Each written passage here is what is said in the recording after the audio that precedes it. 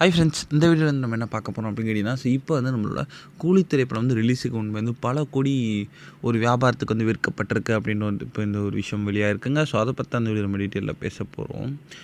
இப்போ நம்ம லோகேஷ் கனகராஜோட இயக்கத்தில் நம்ம சூப்பர் ஸ்டார் ரஜினிகாந்த் நடிப்பில் கூலி அப்படின்ற ஒரு திரைப்படம் வந்து தயாராகிருக்கு. ஸோ இந்த திரைப்படத்தை சன் பிக்சர்ஸ் நிறுவனம் தான் தயாரிக்கிறாங்க. ஸோ இந்த திரைப்படத்தை அனிருத் ராய் இசையமைக்கிறாங்க. ஸோ இந்த திரைப்படத்தில் சூப்பர் ஸ்டார் கூட சேர்ந்து ஒரு ஸ்ருதிஹாசன், சத்யராஜ், நாகார்ஜுனா, உபேந்திரா இந்த மாதிரி வந்து ஏகப்பட்ட பேர் இந்த திரைப்படத்தில் ரொம்ப ரொம்ப முக்கியமான ரோலில் நடிக்கிறாங்க.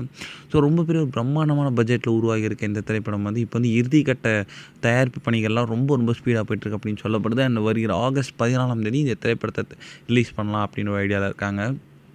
இதில் கூலி திரைப்படத்தோட ப்ரீ பிஸ்னஸ் எல்லாம் வந்து செம்மையாக போயிட்டுருக்கு. ஸோ அதாவது OTT and satellite audio rights இது எல்லாமே வந்து விற்பனை செய்யப்பட்டு இருக்க நிலையில் இப்போ வந்து வெளிநாட்டு உரிமை குறித்து இப்போ வந்து சூப்பரான ஒரு சுவாரஸ்யமான தகவல் வெளியே வந்திருக்கு.